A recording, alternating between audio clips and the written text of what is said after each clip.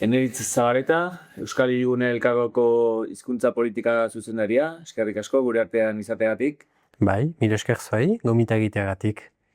Bueno, aurtengo udaltopen justizia linguistikoa jorratzen da, eta justizia hitz egitean ezinbestekoa da hizkuntzaren estatus juridikoa eta lege babesa oinarritzat hartzea. Ipar Euskal Herrian halakorik ez daukazute, ezta?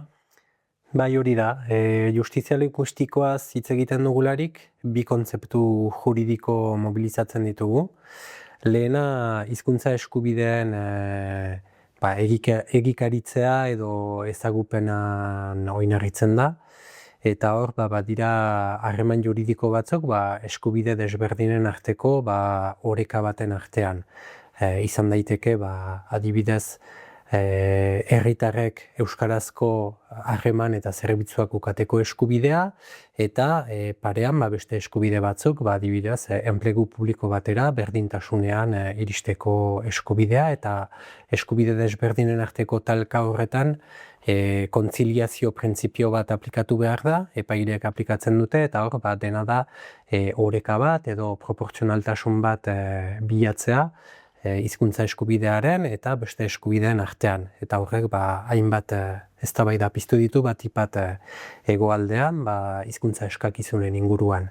Hizkuntza eskakizunetaz gain, justizia linguistikoaz ari garenean ere, badu beste kutsu juridiko bat, eta kutsu juridiko hori gehiago litzateke politika ekitatiboak edo deitzen ditugunak berdintasunaren printzipioa, eta hau da nola iritsi euskararen eta ondoko hizkuntzen arteko berdintasun erreal eta efektibo batera. Eta horrek egin nahi du, ze neurri berezi, ze babes berezi aplikatu behar zaizkion euskarari, egoera gutxitu batean dagoelako eta gazteleraren edo frantsaren parean neurri bereziak behar dituelako. Justizia linguistikoa hitz egitean, pixkat bi klabe horien inguruan ari gira. Hizkuntza eskubideak eta berdintasuna eta neurri ekitatiboak. Ze gertatzen da, Frantziako legedian, bi kontzeptu horiek ukatuta daudela. Euskaldunoi ez zaigu hizkuntza eskubiderik onartzen legedian, eta euskarari ere ez zaizkio zuzenbidean behintzat onartzen neurri berezi batzuk edo babes berezi baten behar hori. Eta orduan, zailtasun hori badugu Ipar Euskal Herritik kontzeptu horrekin modu batean jokoz kanpo bezala gelditzen algirela zuzenbidera zurrun begiratuta. Testu ingurua horrela izanik ere, realitatea konplexua dela esan daiteke, eta lege babesik izan da ere, euskararen berezitasunak lekua egitea lortzen du Frantziar estatuan. Euskararen erakunde publiko badago, Euskal Hirigune Elkargoak ere euskararen aldeko politika badauka, hainbat herriko etxek ere euskararen aldeko planak eta teknikariak ere badituzte. Bai, hori da. Hor, interesgarria da justuki Ipar Euskal Herriko egoeraren konplexutasuna irudikatzen baita. Batzuetan, ikuspegi juridiko huts bat dugularik, begiratzen dugu zuzenbideak, edo normak, legediak zer dion, eta askotan hizkuntzaren inguruan Frantzian oso printzipio absolutuak, pisu handikoak mobilizatzen dira, baina horren parean badago gizarte bat, badira erakunde batzuk, eta Ipar Euskal Herri mailan, bai gizarte mailan eta bai instituzio lokalen mailan, euskararen alde eragin behar dela, euskarak babesa behar duela, euskararen aldeko hizkuntza politika bat behar dela, barneratuta dago, neurriak emaiten dira, instituzioak badira, eta hor, ze gertatzen da, talka bat badagoela, zuzenbideak dioenaren artean, eta gero, errealitate sozial eta administratiboan, euskararen alde, eraman nahi izan diren neurrien artean. Eta hor, justizia linguistikoa mobilizatu dezakegu, azkenean, gizartearen eta zuzenbidearen arteko talkak edo kontziliazio bat egiteko papera epaitegiek dutelako, epaileak ez dira bakarrik legeak zer dion errepikatzen dutenak, baina lege hori errealitate bati aplikatzen diotenak, eta hor badute mediazio funtzio bat, eta hainbat adibidetan ikusten alda nola mediazio hori plantan emaiten den. Deigarria da, zuk diozun kasu bat bada hor, zeinu Bidea kritikoen afera, tildearen ezagupena, adibidez, Beñat edo Frantz bezalako izenetan, ezta? Bai, tildearen edo zeinudia kritikoen gai hori oso adierazgarria da aipatzen genuen talka horrenaz eta mediazio paper horretaz. Guk legedia ikusten badugu, bai konstituzioatik hasita legeraino pasata eta gero hainbat zirkular, administratibo edo interpretatibo begiratuta oso argi jartzen du legean. Sortze agiriak edo egoera zibileko agiriak frantsesez idatzi behar dira. Eta frantsesez idazteak zer erran nahi du, hor badira hainbat testu, badiote, tildea edo bestelako zeinudia kritiko batzuk ez direla onartuak.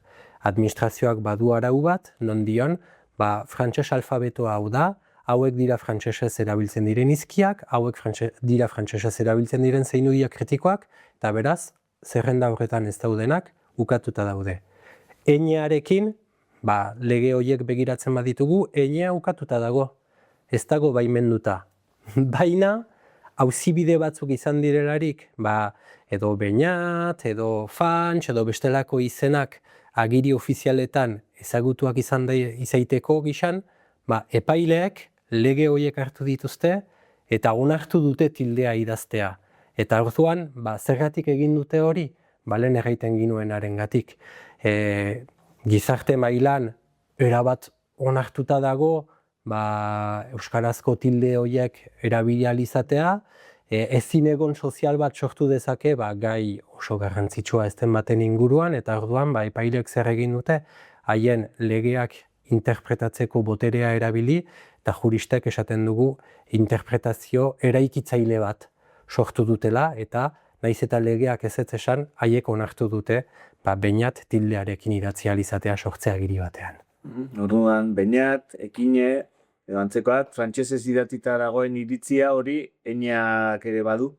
Bai, interpretazio eraikitzaile horretan nahiko interpretazio harrigarri edo kurioso bat aplikatu dute epaileak. Zer erran dute, ados, legeak dio tildea, enea, ez dela frantses alfabetoan erabiltzen, baina nik epaile diot hori gezurra dela. Interpretazio oker bat egin du administrazioak, eta orduan hainbat froga agiri bilatu zituen, hiztegian begiratu, frantses hiztegi batean enea erabiltzen ziren hitzak zeuden, kargu berezi bat zuen izendapenak hartu, eta orduan interpretazio bat egin du esateko, ez, enea erabili daiteke frantses hizkuntzako zeinu bat delako. Eta hori izan da, bere interpretazio eraikitzaile hori, azkenean euskarazko edo bretoierazko izen horiek tildearekin onartzeko. Mediazio lan horretan, ordea, beti ez dute jarrera eraikitzaile bat edo izaten, ez da? Hori da, eta hori da zailtasuna euskararen alde ari diren aktoreentzat. Hor ikusi dugu eraikitzaile izan den interpretazio bat eraman dutela epaileak, baina beste kasu batzuetan, zuzenbidearen printzipio zurrun horiek nagusitzen dira, eta epaileak ertxiki edo modu estuan interpretatzen dituzte printzipio horiek. Adibide bat aktualitatean egon dena da, epaileen aurrean, epai auzibide batean, euskaraz deklaratu alizateko eskubidearena da. Eskubide hori ez da txikikeria, zeren eta nazioarteko testuetan eta Frantziako legedian ere onartua dago defentsa eskubidearen izenean eta auzi justu bat izatearen eskubidearen izenean. Printzipioa zer da, zuk ez baduzu ulertzen zer leporatzen dizun epaile batek, ezin duzu zure burua defendatu. Eta horren izenean, onartuta dago frantsesa ulertzen edo hitz egiten ez duten auzipetuek, haien hizkuntzan deklaratu izatea eta itzultzaile bat ukan izatea. Euskal Herrian euskarazeko hainbat militantek, eskubide hori oinarri hartuta, galdegin izan dute Baionako epaitegian euskaraz deklaratzea eta ukatu egin zaie. Ukatu egin zaie frantziar hiritartasuna duten euskaldunentzat eta espainiar hiritartasuna duten jendeentzat, auzipetuentzat. Hori bada deigarria, zeren Hego Euskal Herrian eta Espainiar Estatuko ez lurralde denetan, baina lurralde desentetan euskara ofiziala delako. Eta orduan, ukatzen zaio auzipetu bati euskaraz deklaratu alizatea, naiz eta bere lurraldean hizkuntza ofizial izan. Zergatik egin du hori epaileak? Interpretazio zurrun bat erabili duelako, ez du interpretazio eraikitzaile bat bilatu. Nik uste bazela bidea eskubide hori onartzeko, batik bat hegoaldeko hiritartasuna edo Espainiar hiritartasuna duten auzipetuentzat, baina kasu hortan epaileak nahiago izan du gaztelera edo frantsesa berretsi euskararen kalterako eta itzulpen sistema horiek gaztelerara onartu dizkiete eta ez euskarara. Eta zure iritziz bazegoen argudio juridikorik ez euskaraz deklaratu alizateko? Bai, interpretazio eraikitzaile bat egiteko bazen bidea. Zergatik diot hori, interprete bat ukateko edo beste hizkuntza batean deklaratzeko eskubidea Frantziako zigor kodean ezagututa dagoelako. Frantziak historikoki, 70-80 hamarkadan hegoaldeko hiritartasuna zuten auzipetu batzuei euskarako itzultzaileak onartu izan dizkiodolako, bai Baionan eta bai Parisen, adibidez, beraz aurrekariak badira, eta hirugarren argumentua da ere, Frantzia partaide dela nazioarteko hainbat auzitegietan. Eta auzitegi horiek, printzipio horixe bera aplikatzen dute, interprete bat ukateko eskubidea, zure hizkuntzan deklaratzekoa, adibide bat, ematearen, nazioarteko zigor auzi kortearen kide da Frantzia, eta eskubide hori onartuta dago. Beraz, interpretazio eraikitzaile bat egiteko bazen bidea, baina epaileak nahiago izan du euskarari emandako itzulpen zerbitzu hori ukatzea eta gaztelerari bai onartzea, beraz hor, ikusten dugu beste adibide bat interpretazio zurrun eta zorrotzago batekin atera dela afera. Ziurgabetasun horretan, batzuetan eraikitzaile, besteetan zorrotz, zaila izango da euskararen alde eragitea, ezta? Bai, juristak esaten dugu, interpretazioen arteko saltsa horretan, ziurgabetasun juridiko bat sortzen dela. Eta hori ere bai bada, euskararen alde Ipar Euskal Herrian ari diren eragileen berezitasun bat. Bi kezka badituzte azkenean haien lanean. Lehena da, zer egiten aldut, nola eragiten aldut euskararen alde, euskara bizi berritzeko, denak dugun kezka, ez da kezka txikia. Eta bigarren kezka da, nire ekinbidean, ze puntutaraino kontuan hartu behar dut arrisku juridiko hori. Hau da, neurri bat plazaratzen badut, ze gertatuko da, auzi bat ukanen dut, zer esango du epaileak, ze puntutaraino jaramon egin behar diot legean dauden printzipio zurrunei.